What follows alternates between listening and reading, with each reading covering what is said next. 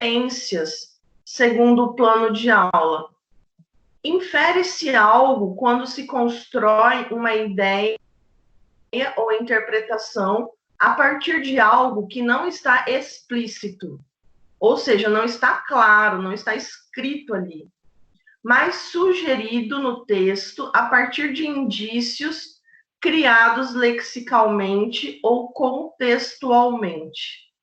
Então, essa inferência é essa ideia que a gente constrói a partir da nossa criatividade, imaginação, do que está escrito ali. Nós vamos ver com mais cuidado daqui a pouquinho. Só vou começar com a definição para vocês conseguirem acompanhar. Semântica é a área nos conhecimentos referente à língua que se dedica ao estudo do significado. Então, eu falei para vocês, semântica é a mensagem, é a ideia que o autor quis passar, que é esse estudo do significado. Aí nós temos a pragmática, que é a área nos conhecimentos referentes à língua, que se dedica aos estudos sobre a interação entre os interlocutores, normalmente considerando-se o contexto. Então, a pragmática, ela também pode ser a regra a ser seguida, o modelo a ser seguida.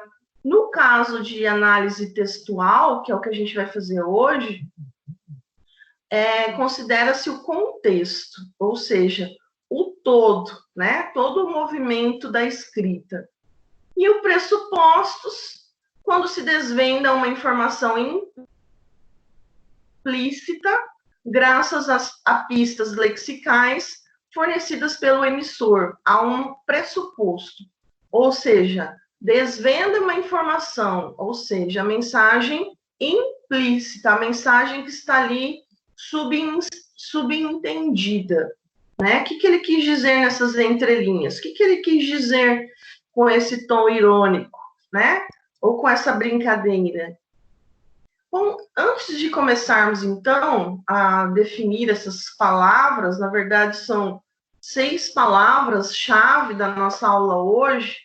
As 6 palavras são inferência, pragmática, semântica, pressuposto, e aí no final ambiguidade e implícito, né? Nós vamos falar um pouco sobre leitura. Por quê? Porque essas palavras estão dentro do texto, dentro do ato de ler e o ato de escrever, porque quando você escreve um texto, você escreve esse texto para alguém ler. E quando você escreve esse texto, você já coloca aí esses elementos, certo? Então, segundo Koch, a leitura é uma atividade na qual se leva em conta as experiências e os conhecimentos do leitor, cabendo, pois, a ele buscar subsídios para compreender determinado assunto abordado, por meio de recursos, como o dicionário, pesquisando os significados de certas palavras e também o interesse em conhecer a biografia do autor, para ter a possibilidade de desenvolver e organizar as suas próprias ideias, pois um leitor crítico é também um pesquisador. A leitura, por um lado, nos fornece ainda a matéria-prima para a escrita, que é o que escrever. Então, vamos ver um pouquinho sobre isso. Quando nós, sempre falo isso para vocês, acho que eu falei isso todas as aulas, quanto mais você ler, melhor leitor, escritor você terá. Então, hoje, Koch, ele fala um pouco mais sobre isso, no sentido que a leitura, quanto mais você ler, esse ato de ler te fornece subsídios para a escrita, que é essa matéria-prima, né, que eles chamam aí de, que é os subsídios do vocabulário, das palavras que você aprendeu, do conteúdo, dos conceitos que você apreendeu. para poder, então, produzir um texto. Resumindo, quanto mais você ler de tudo, melhor escritor você será também. Por quê? Porque você terá vocabulário, assunto, argumentos para defender, né? E o ato de leitura não corresponde unicamente ao entendimento do mundo do texto, seja ele escrito ou não. A leitura carece da mobilização do universo, do conhecimento do outro, do leitor, para atualizar o universo do texto e fazer sentido na vida, que é o lugar onde o texto realmente está. Então, aprender a ler é familiarizar-se com diferentes textos produzidos em diferentes esferas sociais, que é a jornalística, a artística, a judiciária, científica, didático-pedagógica, cotidiana, midiática, literária, publicitária, entre outras. São milhares, né, de possibilidades de leitura. Só de gêneros textuais, nós temos mais de 3.000 gêneros textuais. Para desenvolver uma atitude crítica, quer dizer, de discernimento, que leve a pessoa a perceber as vozes presentes nos textos e perceber se capaz de tornar a palavra dita, né? Diariamente. O que está escrito lá embaixo, que eu consigo ler? Tomar a palavra diante deles. Obrigada. Bom, gente, o que acontece? Então, esse ato de leitura, ele precisa, primeiro passo, né? Que vocês queiram ler. Se vocês já estão na faculdade, principalmente de direito, é sinal que vocês querem ler, né? Porque o direito é um dos cursos que mais precisam do ato da leitura. E familiarizando com esses tipos de leituras, essas diferentes esferas aí da leitura, você consegue agregar valores. Então, professor, eu preciso ler jornais? Precisa. Preciso ler textos jurídicos? Precisa. Preciso ler esses slides? Precisa. Preciso ler tudo? Tudo que você puder, tá? A resposta é essa. Para quê, gente? Para que você desenvolva a sua criticidade, desenvolva a sua persuasão, a sua argumentação. Você vai desenvolver a partir desse ato de leitura, a partir da bagagem que você vai acumulando por meio da leitura. E é muito interessante, eu não sei vocês, hoje é maio, né? Nós já estamos em maio, vocês entraram em fevereiro. Eu gostaria de perguntar aí, alguém percebeu que já mudou o comportamento, os gostos, ou os hábitos, já mudaram desde o dia que vocês entraram na faculdade? Para pensar, como que você era antes, em 2019, e como que você está hoje, dia 7 de maio? Você acha que você já mudou em alguma coisa?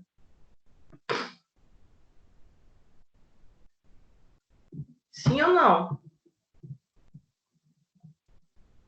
Ninguém mudou nada?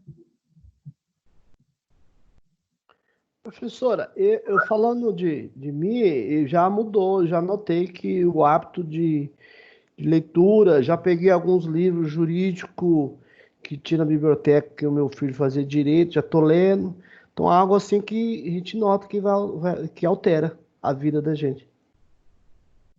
Sim.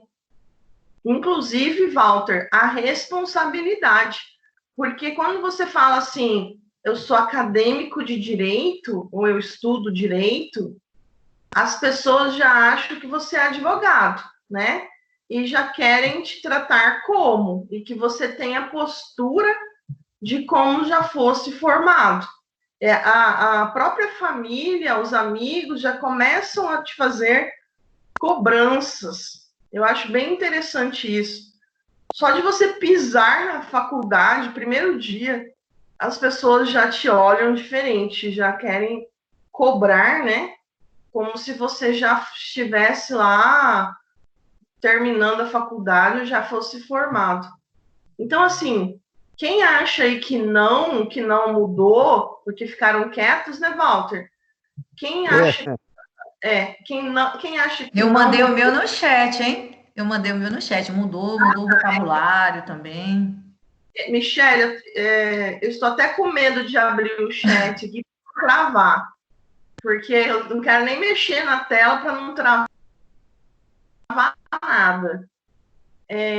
Mas na verdade muda sim, viu, gente? Comecem a se olhar, a se observar, como vocês já mudaram nesses poucos meses, né, de faculdade. E mesmo essas aulas remotas, emergenciais, vocês têm aprendido bastante e têm produzido, né, gente? Pelo menos de língua portuguesa, vocês tiveram bastante atividade para fazer, né? Então, assim, eu acredito que os outros professores também passaram atividades para vocês, e isso tudo vai agregando conhecimento, vai agregando valor. E é muito importante que vocês façam o que os professores pedem, porque tudo tem um propósito, né? Nada dentro das aulas, seja minha ou dos outros, é fora de propósito, né? E aí vocês vão ver lá na frente que tudo se interliga. A fala do português, né, interliga com a fala dos outros professores. E é muito legal isso quando você consegue perceber que as falas vão se juntando. Bom, então voltando aqui no discurso e texto. Não sei se vocês já ouviram falar em análise do discurso. Análise do discurso é uma teoria. Tem vários livros sobre, tem linhas de pesquisa de mestrado, doutorado sobre análise do discurso. O que isso quer dizer para vocês?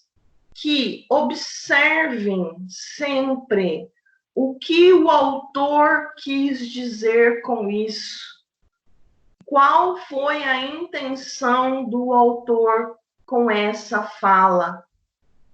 Por quê? Porque sempre tem uma mensagem implícita, né? Subentendida por trás da fala. Ou é inculcação de valores, ou é transplante de ideologia, alguma coisa ele quis dizer com isso. Senão ele não teria escrito. Já começa desse princípio aí, né? Sem objetivo, sem propósito de ser, ele nem perderia tempo em escrever. Então, assim, quando a gente fala em discurso, é muito importante que sempre, todos os textos, viu, Walter? Todos os textos, seja uma poesia, seja um poema, seja um texto jurídico, seja uma petição, seja uma peça processual, o que ele quis dizer com isso? Qual é essa mensagem por trás, né? Essa mensagem subentendida aí. Então, o discurso e o texto, vamos ver um pouquinho sobre isso. O texto é lugar de interação de sujeitos sociais, os quais, dialogicamente, nele se constituem e são constituídos. O texto não só dirige a interlocutores com perfil definido, mas também faz referência às circunstâncias de natureza cultural, social, política, que precisam ser conhecidas pelos leitores, ouvintes, para que o sentido do texto possa ser construído.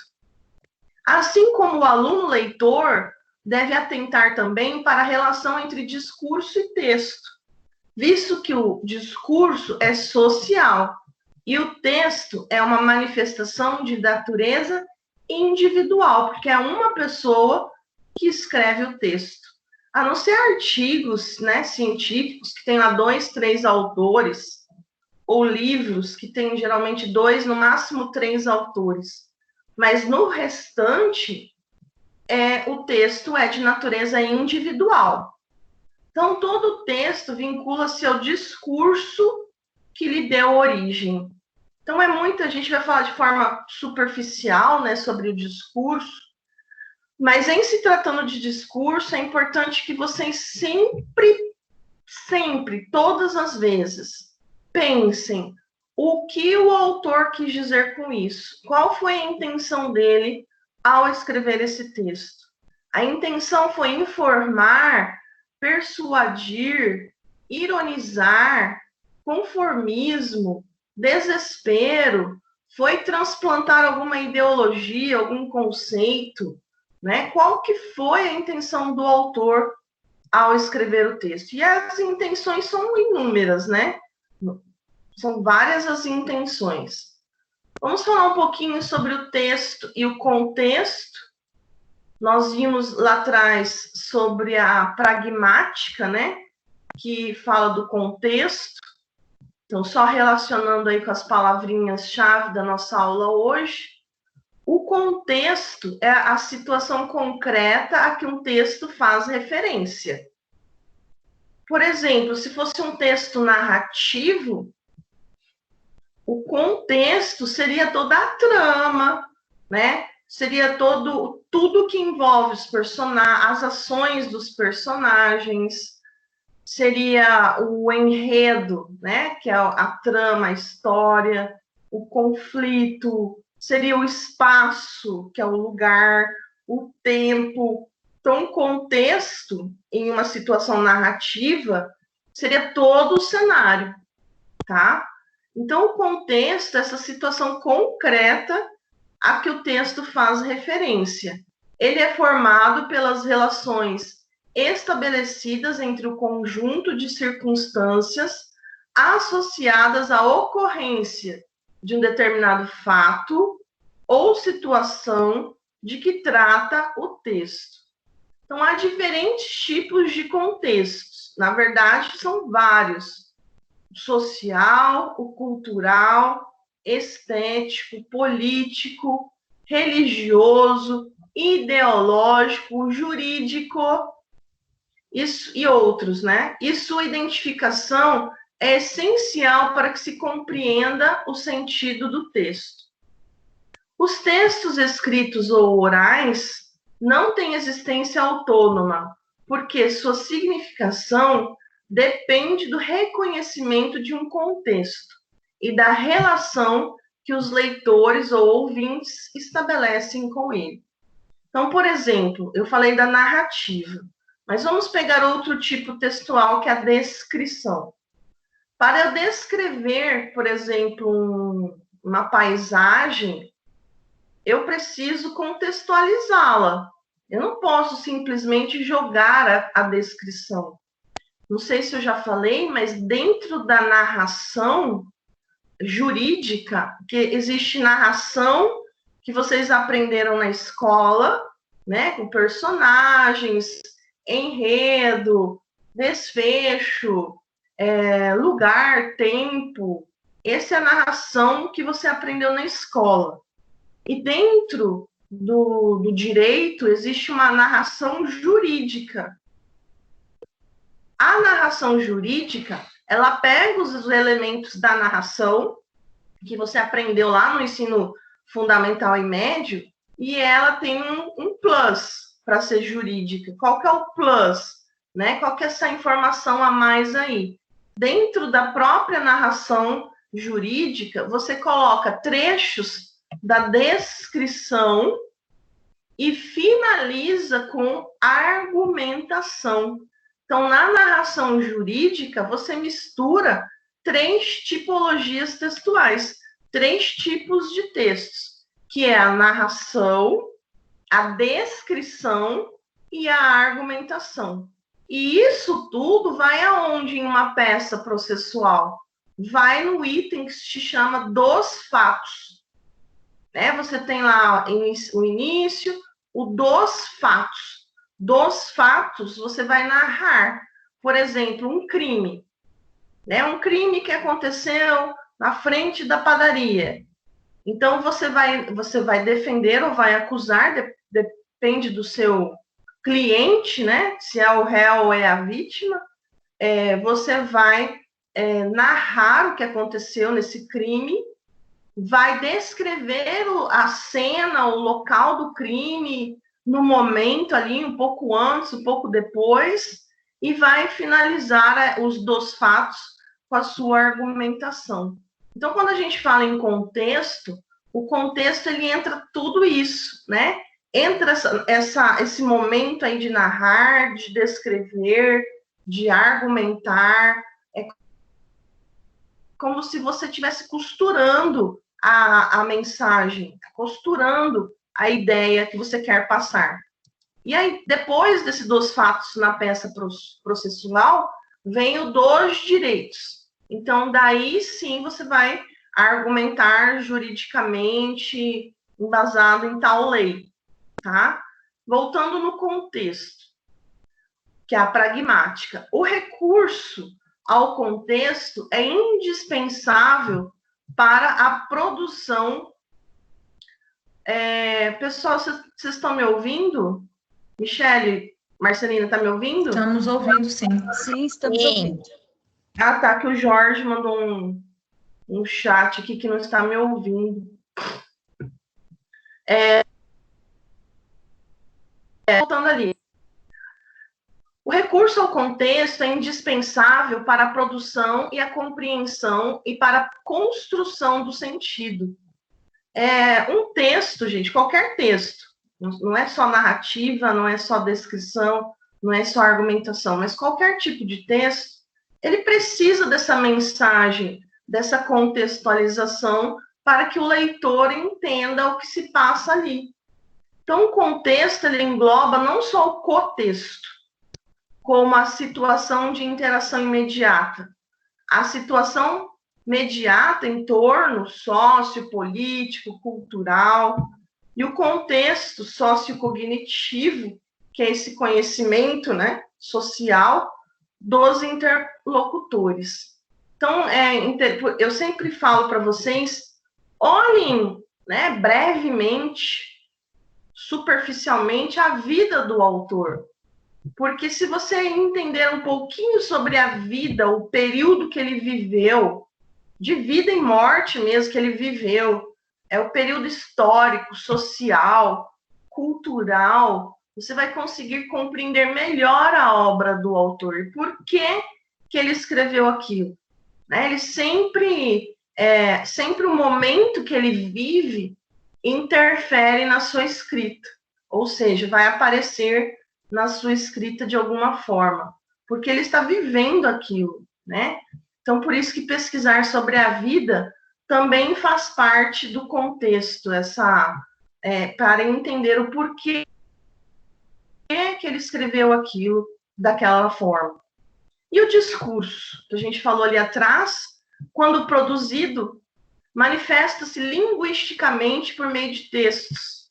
Assim, pode-se afirmar que texto é o produto da atividade discursiva oral ou escrita, que forma um todo significativo e acabado, qualquer que seja sua extensão. Ou seja, o texto pode ser de um parágrafo, né, de uma página a, sei lá, 1000 páginas, não tem extensão, a não ser que seja um concurso que peça lá 30 linhas ou 60 linhas, ou, por exemplo, quando vocês forem fazer mestrado, vai pedir 120 linhas, no mínimo, né? Mínimo 4 páginas, no máximo 8 páginas. Então, assim, sempre fica claro, né, quantas páginas. Mas se o livro, se eu quero escrever um livro, eu posso escrever o livro de quantas páginas eu quiser. Agora, tem modelos editoriais, né? Cada, digamos assim, editora, ela trabalha com um número de páginas. Aí é um modelo editorial. Então, é uma sequência verbal constituída por um conjunto de relações que se estabelecem a partir da coesão e da coerência. Esse conjunto de relações tem sentidos chamados de textualidade. Então, só falando um pouquinho da coesão e da coerência, que a gente já falou bastante, né? A coerência é quando você consegue entender a mensagem, o texto, ele é pertinente, ele tem começo, meio e fim, e ele é bem escrito. Isso é coerência. A coesão já é como ele é escrito, usando elementos, né, coesivos, que são as conjunções, as preposições, os pronomes, os artigos. Então, se um texto estiver bem escrito, que é a coesão, usando os elementos coesivos, ele vai ser coerente. Então, só relembrando aí, dessa que a gente já falou sobre isso. O texto e suas marcas ideológicas.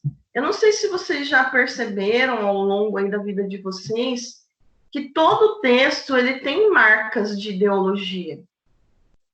Por exemplo, eu posso ler um texto e não estar escrito nada de marxismo, mas se ele tiver algumas palavras, né, eu já consigo sacar, né, entender que ele tem marcas ideológicas. Então, por exemplo, dialética. Eu não preciso falar que é de Marx. Se eu falar assim, conforme a dialética, ou o movimento histórico. Então, são algumas palavrinhas-chave que indicam qual é a minha ideologia, quem eu sigo, né? Qual o autor que eu sigo. Se eu falar assim, por exemplo, desvelar, essa palavra já é da outra linha teórica, que é a fenomenologia. Né? Então, assim, cada linha teórica ela tem as suas palavrinhas-chave. E conforme o autor vai escrevendo, mesmo que ele não cite autor, não cite ninguém, nós conseguimos saber a quem ele segue, né? Que linha teórica ele segue, por conta dessas palavrinhas-chave que ele usa ao longo do texto, ok? Então, quando a gente fala em marcas ideológicas, são essas palavrinhas-chave dentro do discurso, né? Dentro do texto. Então, primeiramente, há de se entender os conceitos acerca do discurso e ideologia. O termo discurso refere-se ao uso da língua em um contexto específico, isto é, a relação entre os usos da língua e os fatores extralinguísticos presentes no momento em que esse uso ocorre. O que seriam fatores extralinguísticos? Alguém saberia me dizer? Sabe, Marcelina? Michele, Walter? Além do texto? Além do texto, que são essas palavras que ficam subentendidas, né? Fatores extralinguísticos, de repente, é uma palavra, como essa que eu falei, a palavra faz parte da dialética. Bom, só de eu falar isso, quem conhece a teoria de Karl Marx já sabe que por trás da palavra dialética tem milhares de coisas, né? Tem a cultura, a política, a economia, tem a sociedade, tem o rico, o pobre, né? O capital. Tem por trás de uma palavrinha, ela fornece muitas outras. Por isso que eu sempre falo, né? Quanto mais você ler, melhor você vai compreender o texto, certo? Então, esses fatores extralinguísticos, que são além da língua, extralíngua, presentes no momento em que o uso ocorre. Então, por essa razão, o discurso é o espaço da materialização das formações ideológicas, sendo por elas determinado. Nesse sentido, pode ser visto como uma abstração, porque corresponde à voz de um grupo social. A ideologia produz, portanto, seus efeitos no discurso materializando-se nele. Há, assim, uma relação recíproca entre ideologia e linguagem. Então, por exemplo, vamos pegar a música, o tipo, né, de música, o funk. Nós temos aí o funk como cultura popular brasileira, digamos assim, da atualidade, né, de uns 10 anos para cá. Não sei quem que gosta de funk aí. Uns 10 anos para cá? É isso? Alguém gosta de funk aí? Pode se revelar, gente. Estão com vergonha hoje, hein? Sei. Bom. O pessoal gosta, mas não quer revelar, hein, professora? Só com uma tchutchuca aí que eles dançam até o chão, né, Walter? É. Eu sei porque em baile de formatura, sempre eu vou nos bailes de formatura dos alunos, e aí quando tem umas músicas, fica todo mundo sentado, né? Aquela calmaria. Aí quando toca um funk, todo mundo voa para a pista de dança para dançar até o chão. Então, assim, aí fala que ninguém gosta, né? Mas, de qualquer forma, gente, só voltando aqui na conversa de ideologia, você percebe que qual que é a ideologia que eles têm passado, né? Para os jovens, para as crianças. O que vocês pensam sobre a ideologia do funk? Mexeu o bumbum. Mexer o bumbum, que significa... É brincadeira. Desperta a sexualidade. Não, é verdade isso. Desperta a sexualidade da criança muito cedo. Acha que tudo isso é normal, né? Que a gente chama... Tem até um jogo no videogame, que esse ato, no videogame, eles chamam de oba-oba. Acha que o oba-oba é normal, né? Que com 9, 10 anos já pode estar fazendo oba-oba. Então, assim, ele vai passando uns termos, né? Questão do uso de drogas, que isso tudo é normal, de assassinato, que isso é normal. Falando em videogame, né? O videogame também, muitos jogos passam essa ideologia para os jovens, né? As crianças, os jovens. Então, assim, a gente tem que ter muito cuidado hoje em dia com tudo. Porque às vezes está dentro da sua casa, né? O videogame, a música, ela entra na sua casa e passa conceitos que tudo é normal, que tudo pode. Ao analisar livros didáticos que iam para as escolas, nós percebemos que, por exemplo, tinha poemas que despertavam a sexualidade da criança. Tinham lá textos absurdos dentro dos livros que iam para criança pequena, criança de quarto ano, quinto ano, sexto ano.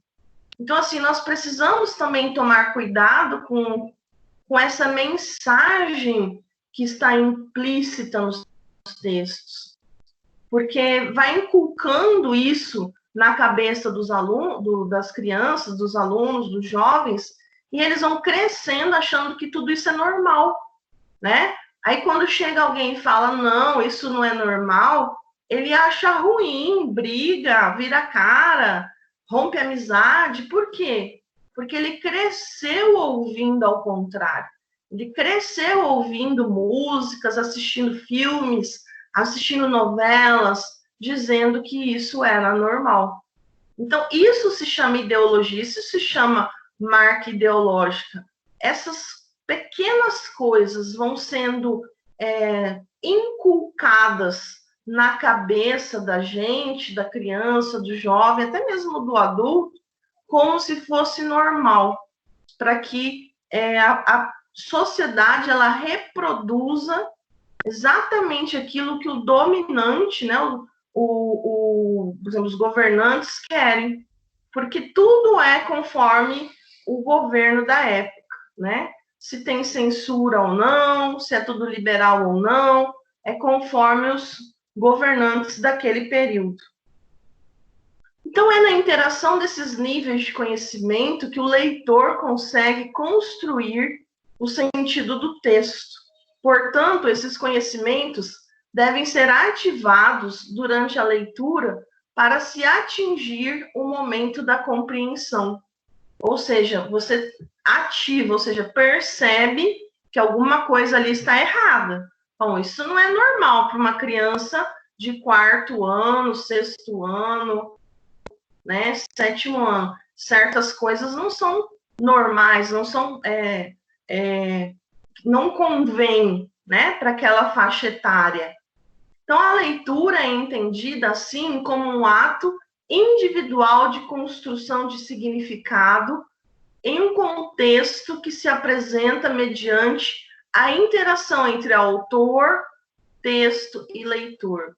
Então, gente, quando eu falo assim, leiam de tudo um pouco, aí eu vou complementar a minha fala, mas cuidado com o que vocês leem, né? Para que vocês não fiquem, digamos assim, bitolados, né? Não fiquem alienados à realidade do mundo, né?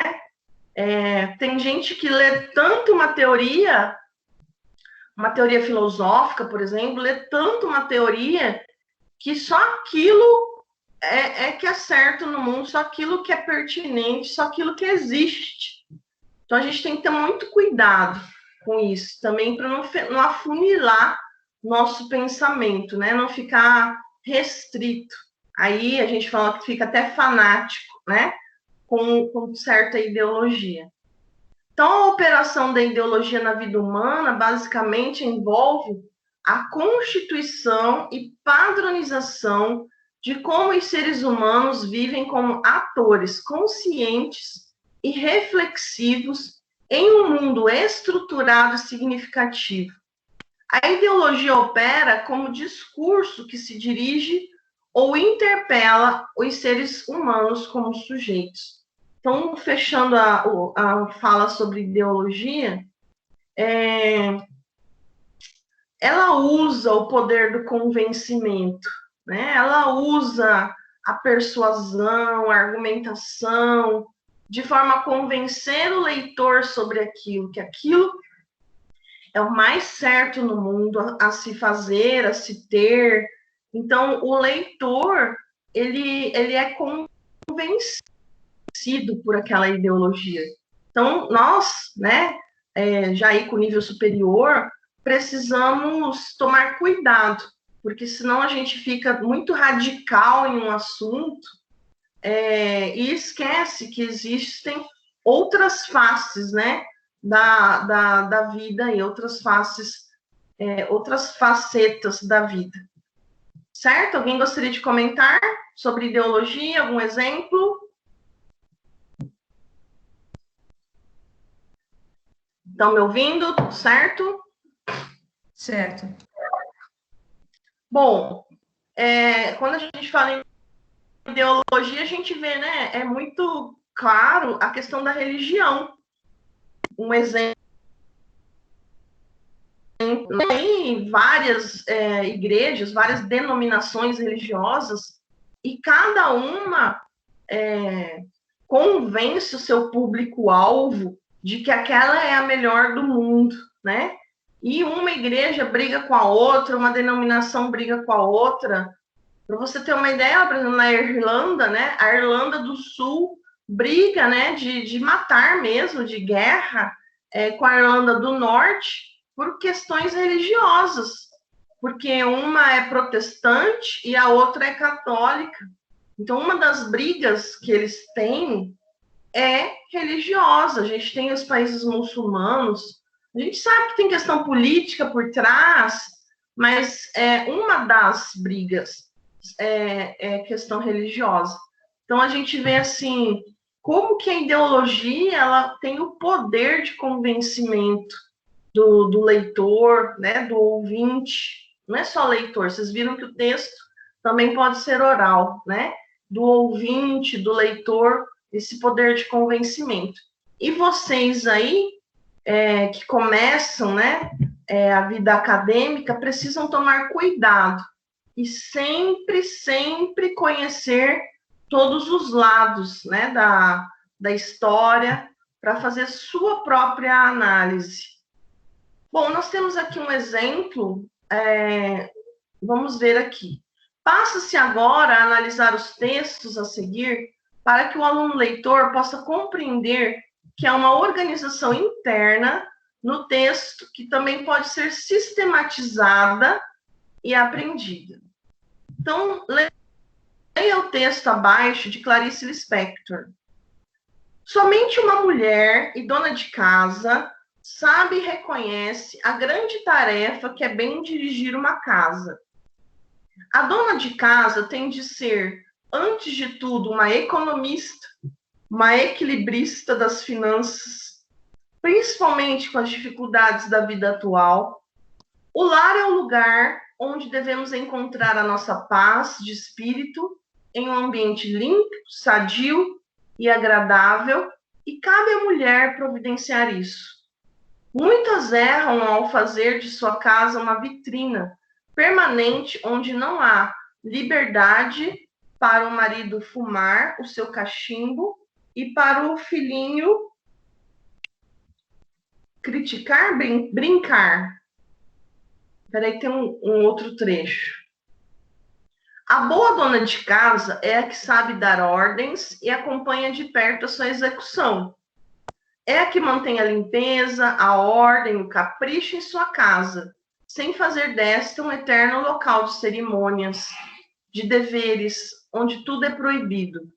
É a que faz de sua casa um lugar de descanso, da felicidade do marido e dos filhos, onde eles se sentem realmente bem, à vontade e são bem tratados.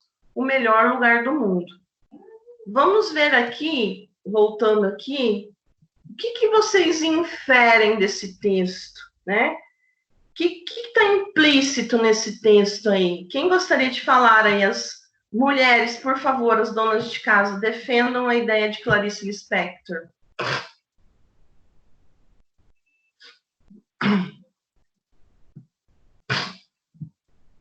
Podem falar, pessoal. O que vocês inferem? Professora, eu acho que... Uma Posso? mulher falando. Ó, você me quebra, Walter. Brincadeira, pode falar, Walter. Não, vou deixar as mulheres, professora, senão vai achar que é machismo. Não, pode falar, é brincadeira. É que eu falei assim, vamos ver o que as mulheres defendem. Aí você falou, achei graça. Não, é que me chamou a atenção, eu como homem, que eu verifiquei nesse texto aí não sei se é crítica ou orientação às mulheres, que no ambiente do lar, que é um ambiente de paz, que o homem, os filhos têm que ter aquela liberdade para eles se sentir à vontade naquele lar, porque se ela tratar aquele ambiente do lar como uma vitrine, tudo limpinho, não pode mexer ali, então ele não vai ter um local onde ele pode ficar à vontade. Então a paz não vai reinar nessa família. Assim, no sentido configurativo eu estou passando. Dá também aquela ideia o seguinte, que quem domina o lar, o texto, né? Quem domina o lar é a mulher. Ela gerencia tudo, né? Mas ao mesmo tempo, que nem o Walter falou, dá aquela liberdade para poder utilizar o lar também, né? Não só deixar ele organizado que nem uma vitrine. O que mais? E a Marcelina? Aí, Marcelina. Professora, é que na realidade o primeiro é o ano que ela escreveu isso, né? Eu acho que esse é o primeiro ponto. Eu acho que eu não estava tão à tona a discussão de direitos da mulher, igualdade. Eu acho que esse é o primeiro ponto a ser abordado, a época em que ela escreveu esse texto. E aí vem aquela questão de sempre, né? Que a mulher realmente, a grande especialidade dela é a casa, apesar da gente colocar com simplicidade profissão do lar, a gente imagina o que significa ser uma profissional do lar, que não é tão simplista, né? Mas é um texto que eu acho que para os dias de hoje ele já precisa ser repaginado um pouquinho, né? Devido ao contexto atual. Mas é interessante... Fala mais sobre isso aí. Por que repaginado esse contexto atual? Porque eu acho que até então, pensando, né? Quem que podia ser professora? Mulheres, porque era a profissão ideal de quem pudesse trabalhar meio período e cuidar da casa meio período. Então, nós tínhamos uma cultura do trabalho, da inserção da mulher no mundo do trabalho, diferente da visão com que a gente tem hoje, que talvez muitos ainda achem que não, mas eu acho que brincando, né? 50-50. 50% para cada um, porque a mulher também vai à luta do mesmo modo que os homens para fora de casa hoje.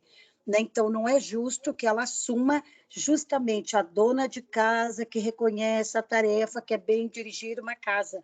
Então, eu acho que nos dias atuais hoje, não pode caber exclusivamente a mulher ser essa primeira frase aí do texto da Clarice Lispector, quando ela sabe a grande tarefa que é dirigir uma casa, porque hoje caberia bem a homem, né? Sabendo que ela também vai à luta, ela sai, ela vai enfrentar o mundão aí fora, né?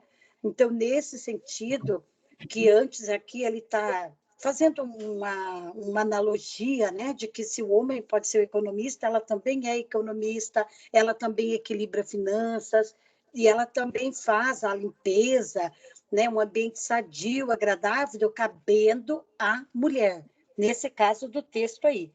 Né? Nessa época aí caberia à mulher essa questão. E talvez hoje já não seja tão real, né? Inclusive, quantos casais já trocaram que a mulher vai à luta e o homem optou por ficar em casa para ajudar nas tarefas, né?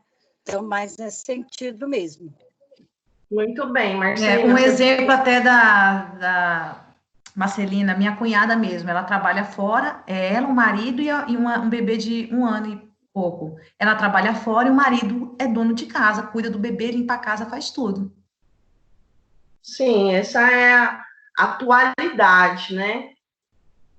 Muito bem, pessoal, obrigada pela participação. Era bem isso que eu queria ouvir, viu, Marcelina? Michele e Walter também. No sentido de, vamos primeiro o período em que foi escrito, né, as políticas públicas para as mulheres, em defesa, né, das mulheres, não eram tão fortes quanto são hoje, né, em 2020. A mulher, ela sempre foi reconhecida como tem que fazer tudo, é papel dela, né? O marido é o provedor, trabalha fora e ela fica em casa. Só que hoje a gente vê que essa realidade mudou, né, Michele? Nós temos aí muitas mulheres trabalhando fora e os maridos cuidando do lar. Então, assim, vocês perceberam tanto, né, que a gente analisou pela fala do Walter, da Michele, da Marcelina, isso tudo nós chamamos de inferência. Então, essa inferência,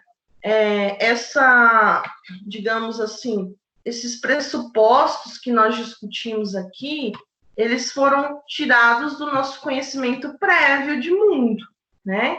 Então, nós temos aí... Michele, você consegue ler esse segundo item aí, esse último parágrafo? Da protagonista, né? A protagonista feminina representada no texto de Lispector é a dona de casa em sentido amplo, pois se refere às rainhas do lar, como eram chamadas as mulheres nessa época, ilustrando assim como se apresentava a sociedade no século XIX, na qual, escondidas sob máscaras, as famílias atinham-se ao padrão exigido na época, demonstrando felicidade e estabilidade, mesmo quando o seio familiar encontrava-se devastado. Uhum. Então, obrigada, Michele. Você vê aí, né, a Amélia, que era mulher de verdade, as rainhas do lar, tem até música sobre isso, né? Podem-se dizer que Lispector mostrou por trás das câmeras, narrando o interior das famílias burguesas da época. Burguesa por quê? Porque a mulher podia ficar em casa, podia se dar o luxo de ficar em casa, deixando-se perceber como era a vida e como se sentia a figura feminina dentro dos moldes familiares patriarcais que ainda vigoravam, que é essa pragmática, né?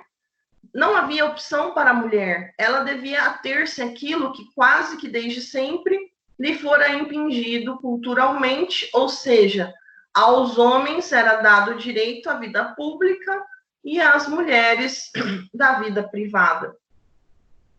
Mulher, por muitos anos, né, só cuidava dos filhos e do lar, não votava, não trabalhava, não podia sair de casa. A menina, né, ela debutava, ela era apresentada à sociedade com 15 anos. Antes dos 15, ninguém nem conhecia. Então, assim, tem todo o histórico, né, gente? Que aí seria uma outra aula só para falar sobre esses avanços do papel da mulher na sociedade. Mas voltando aqui no texto, a análise de textos, ela evidencia como é importante reconhecer esses pressupostos implícitos, ser capaz de fazer inferências e de estabelecer relações intertextuais. Foi tudo isso que nós fizemos aqui oralmente, né? Eu, Walter, Michele, Marcelina. Somente os bons leitores que dispõem de um repertório cultural mais amplo enfrentam sem dificuldade o desafio de ler não apenas as linhas que Clarice Lispector, né, nos deu, mas principalmente as entrelinhas dos textos, ou do texto. Como se percebe, a leitura de um texto, o resultado da compreensão depende da qualidade das inferências geradas, pois os textos possuem informações explícitas, aqui estão claras, escritas, e as implícitas, que é aquelas que a gente deduz que exigem sempre lacunas a serem preenchidas. O leitor infere,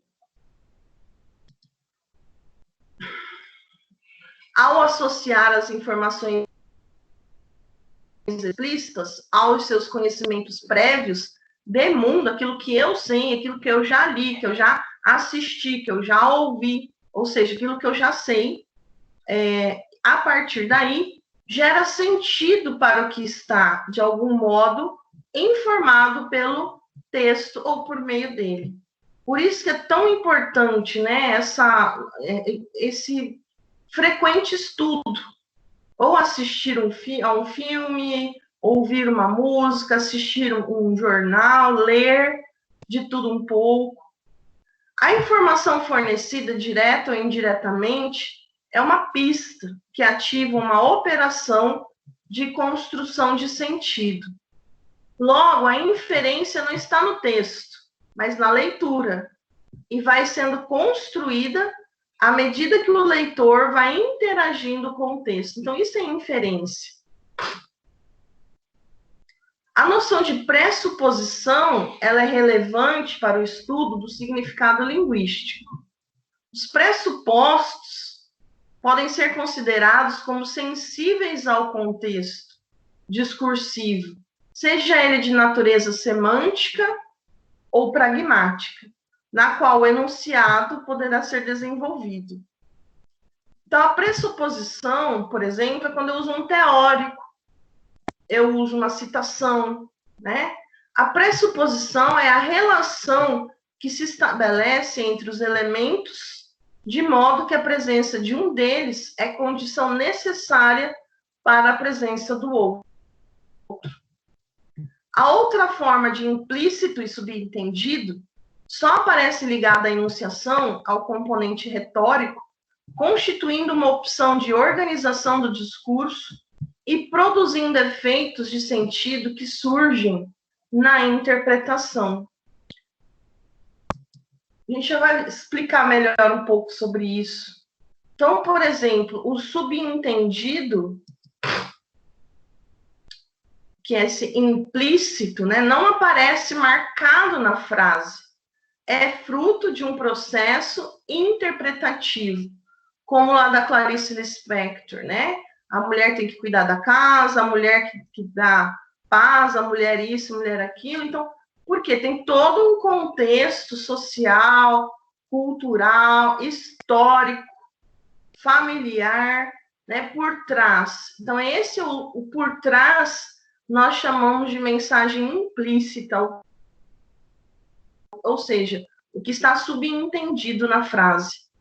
E o pressuposto é uma informação estabelecida como indiscutível ou evidente, tanto para o falante quanto para o ouvinte, pois a estrutura linguística oferece os elementos necessários para depreender o sentido do enunciado. Então, o pressuposto, eu posso me referenciar a alguma coisa, a alguém, eu posso citar alguém. No pressuposto, eu posso, como eu disse, direcionar a uma certa teoria, como eu dei o exemplo lá da dialética, né, dos movimentos sociais.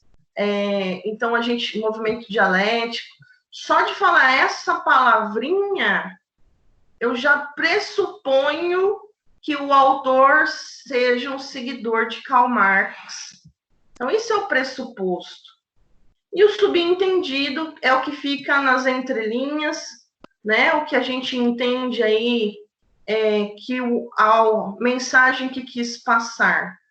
Então, os implícitos são basicamente de dois tipos: o pressuposto, que é o que está dito, e o subentendido, é o que está oculto nas entrelinhas.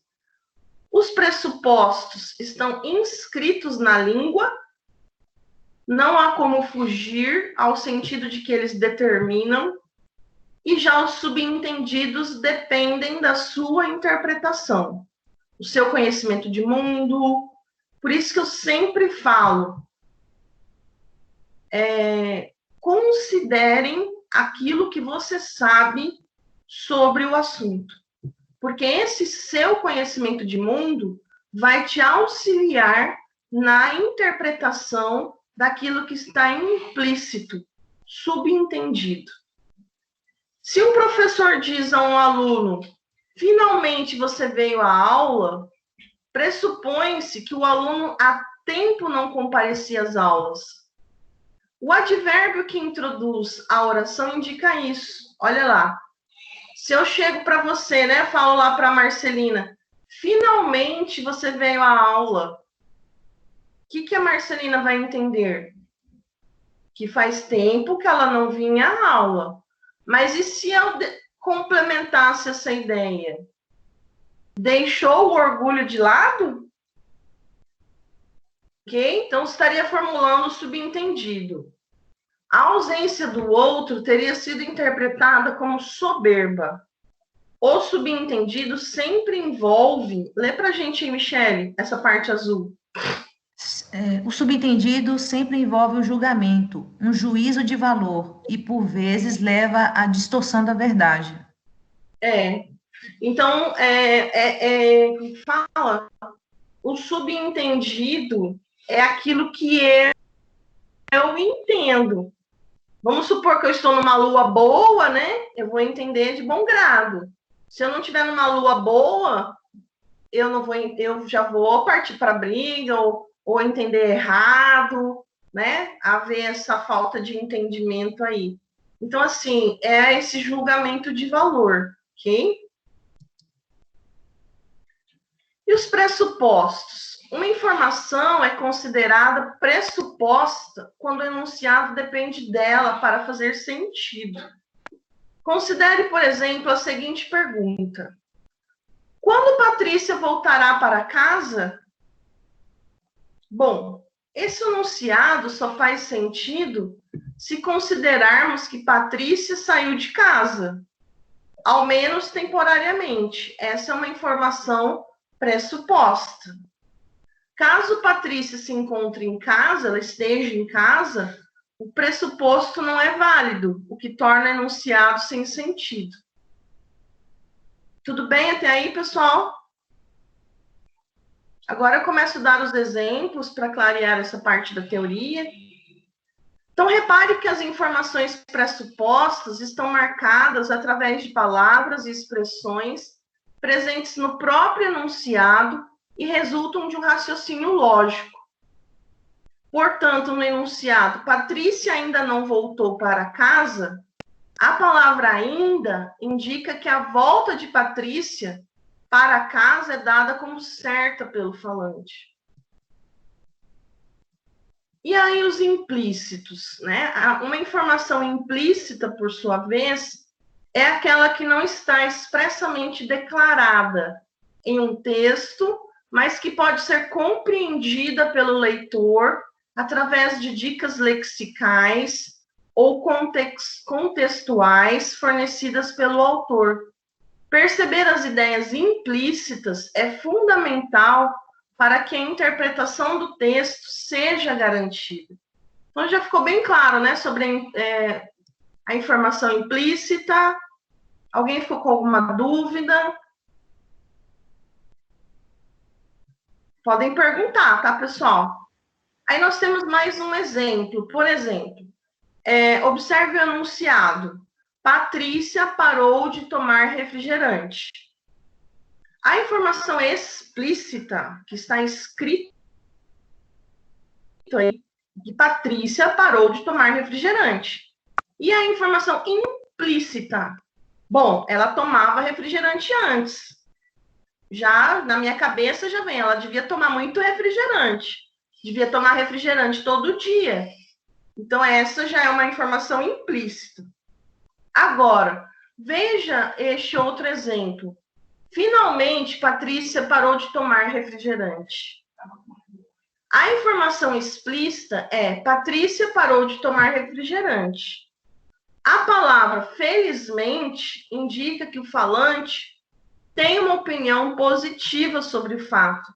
Essa é a informação implícita, né? Que o escritor deu essa opinião aí, do felizmente. Com esses exemplos, mostramos como podemos inferir informações a partir de um texto. Fazer uma inferência significa concluir alguma coisa a partir do que já conhecia, ou seja, a partir do que foi dado para o leitor. Aí o leitor que faz essa inferência a partir do seu próprio conhecimento de mundo. Então, fazer uma... bom, nas provas, por exemplo, na prova que vocês têm semana que vem, que eu já vou falar daqui a pouquinho, fazer inferências é uma habilidade fundamental para a interpretação adequada dos textos e dos enunciados. E a ambiguidade, gente, vamos falar um pouquinho da ambiguidade. A ambiguidade já entra no plano de aula 15, tá? É a determinação de sentido que certas palavras ou expressões apresentam, dificultando a compreensão da compreensão ou do enunciado, no sentido de você tem que ler 2 vezes para entender se é isso mesmo que você entendeu, né? Se é isso mesmo que você está vendo. Então, tem que tomar cuidado, principalmente com verbos, né? Com palavras que têm duplo significado. No sentido literal ou denotativo, é o significado básico, dicionarizado das palavras, expressões e enunciado. Ou seja, literal é aquilo mesmo que está escrito. E o figurado, que é o conotativo, já usa palavras, expressões, né? Ou enunciados que adquirem situações particulares de uso. Tudo bem? A ambiguidade deve ser evitada no texto, professora? Olha, eu acredito que sim, porque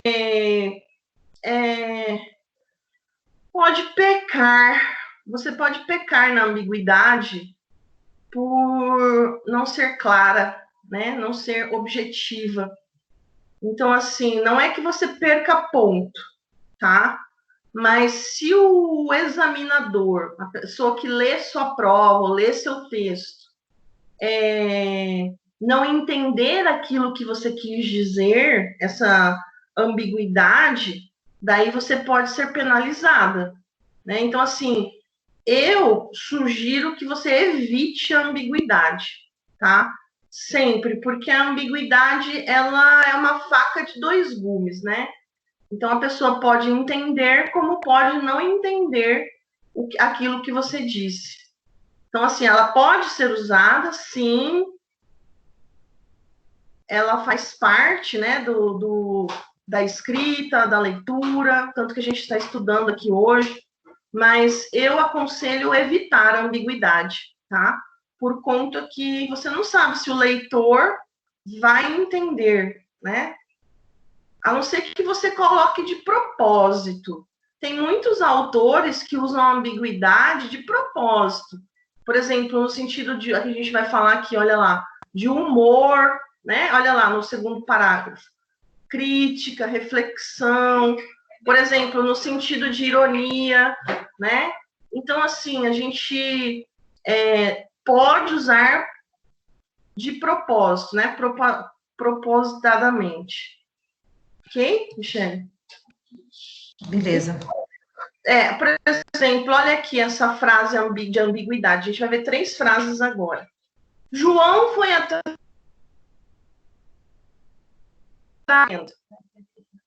Bom, aí o leitor, por exemplo, o examinador da sua prova, vai ter que parar para tentar entender aquilo que você quis escrever.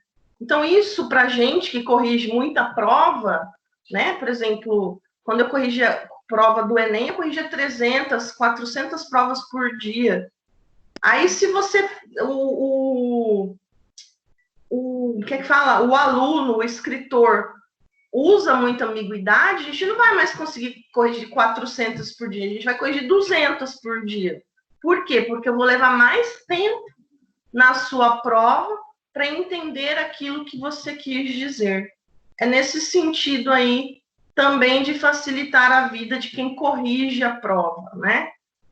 Um professor, por exemplo, eu, tudo bem, mas se for um examinador de um concurso, então, assim, é perigoso usar ambiguidade na prova, num concurso, tá, gente? É bem perigoso.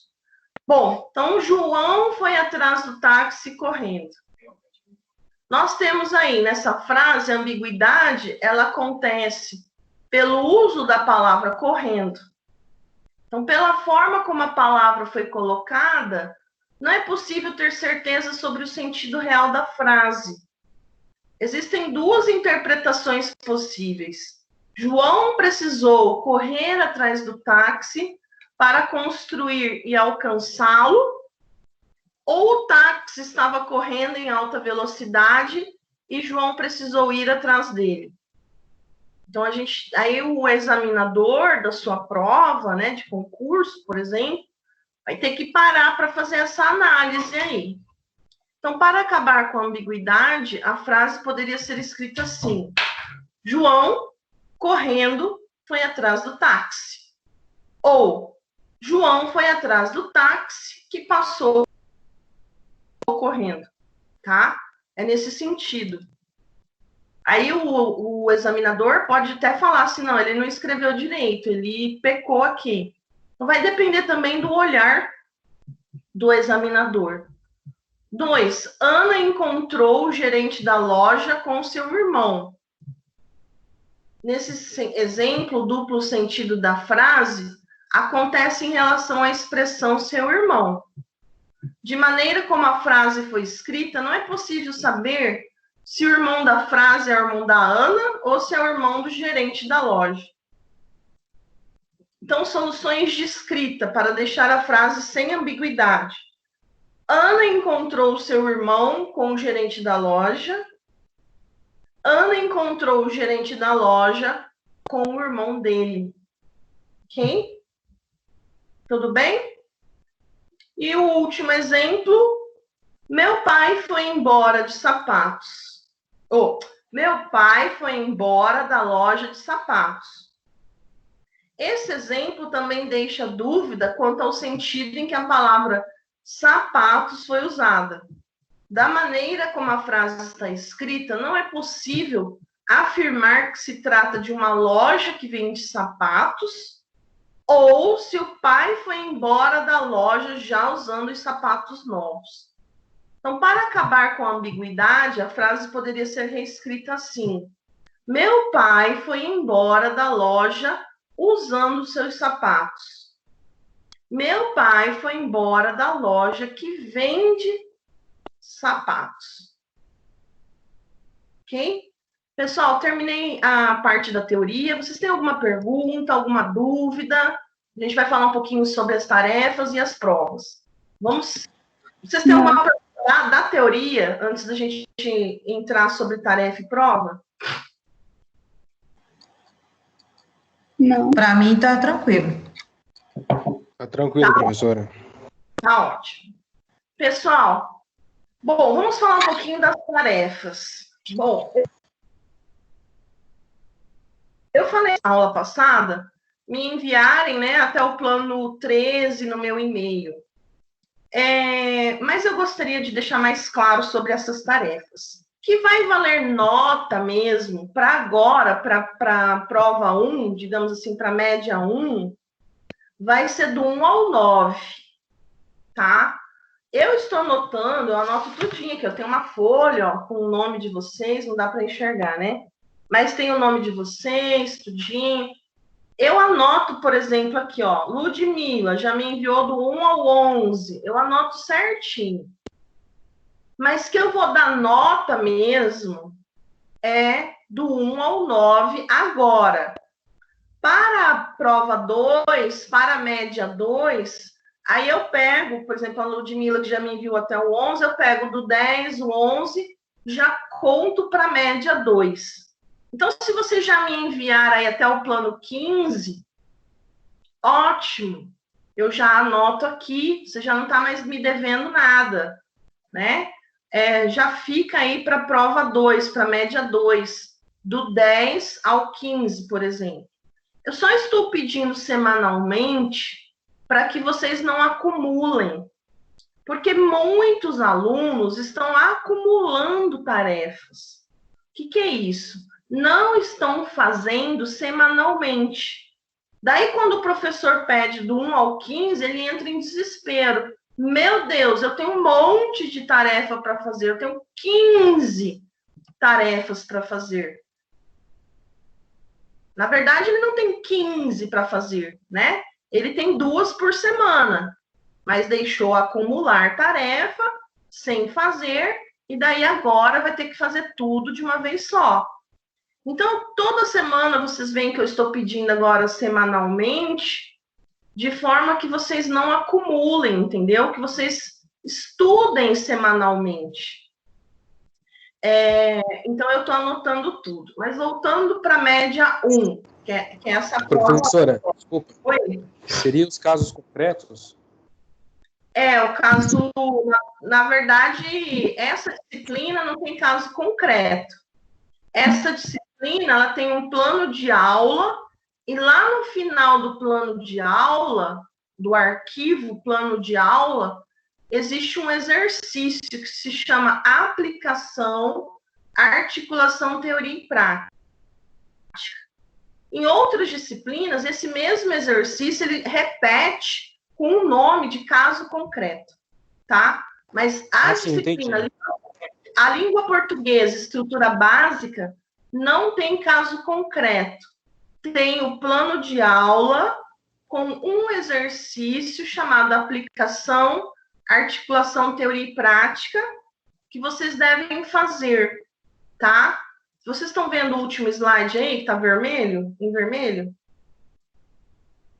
Vocês estão enxergando o meu último slide? Sim, estamos vendo. Estamos. Então, olha lá, faça as atividades propostas dentro desse plano de aula, que agora é o 14 e o 15, que se chama o item aplicação, articulação, teoria e prática, tá?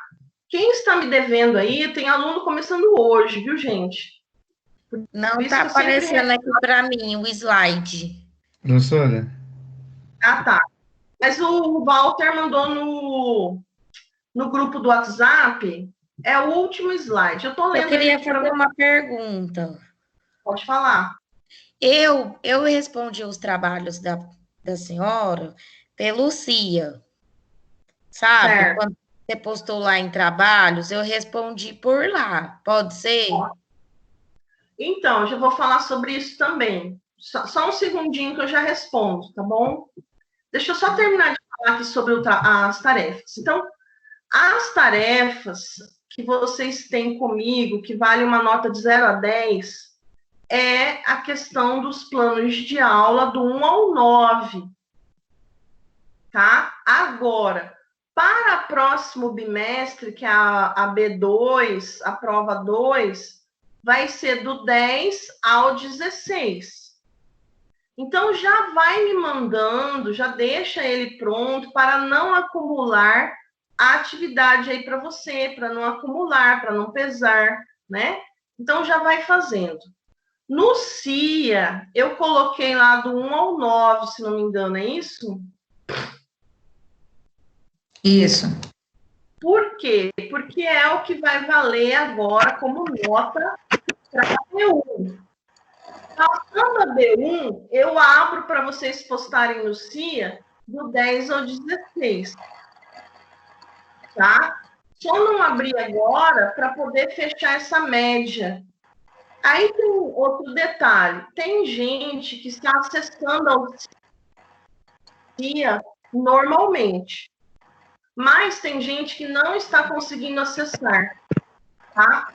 Então, assim, ou abre um chamado pelo TI para ver por que você não está acessando, ou envia no meu e-mail. Digamos assim que o meu e-mail, walce.casimiro@stacio.br, seja um plano B, tá? Para quem não tem acesso ao CIA, tudo bem? Bom, gostaria que vocês viessem até dia 14 de maio. Vamos falar um pouquinho agora, pessoal, da prova, tá? A prova, deixa eu só ver aqui, quem está com o microfone ligado, que está fazendo barulhinho. A prova vai ser dia 14. Como que ela vai ser? Eu vou postar a prova na sala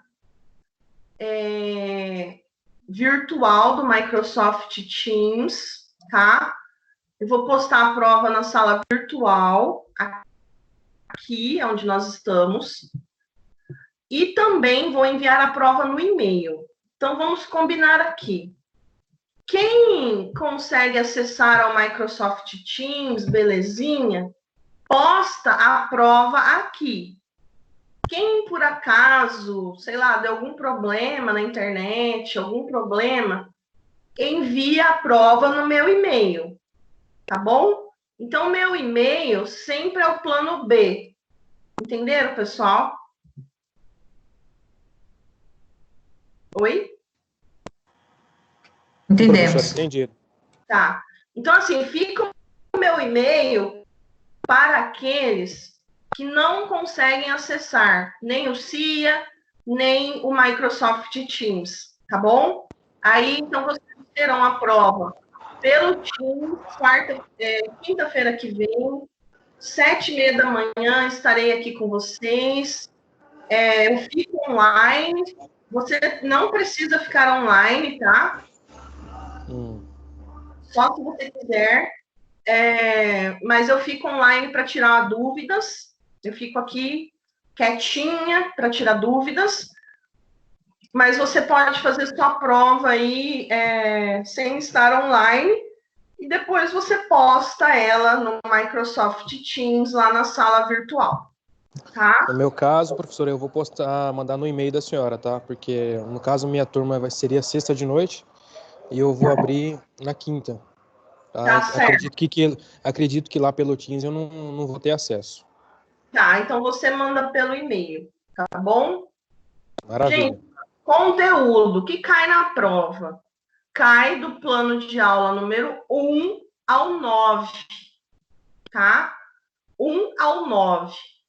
Na próxima prova, que é a B2, vai cair do 10 ao 16. Ok? Pessoal, mais alguma pergunta que eu esqueci de falar?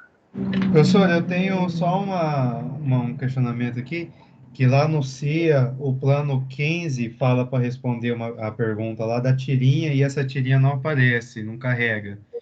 Eu acho que deve ser um erro do servidor do CIA.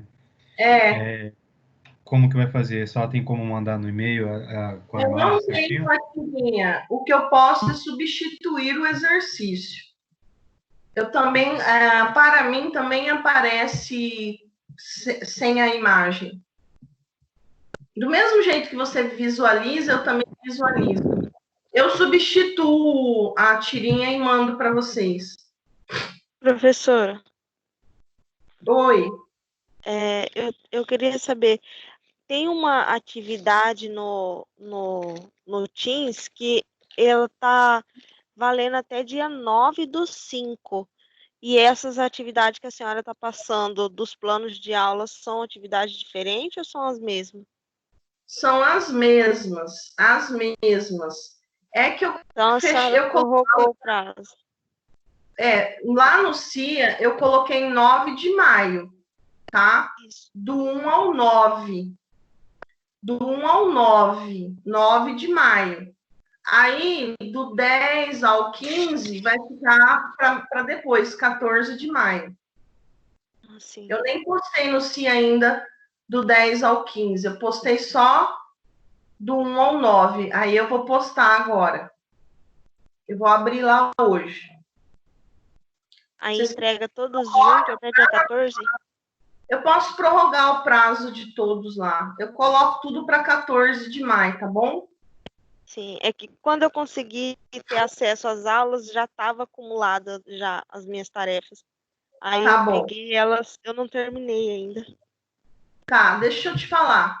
Qualquer coisa você manda no meu e-mail, tá bom?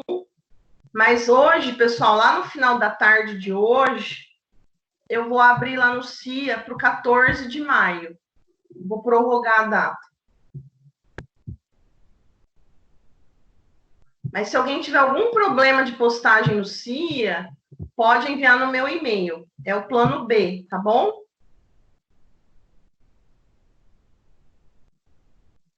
Pessoal, mais alguma pergunta? Tá tudo tranquilo?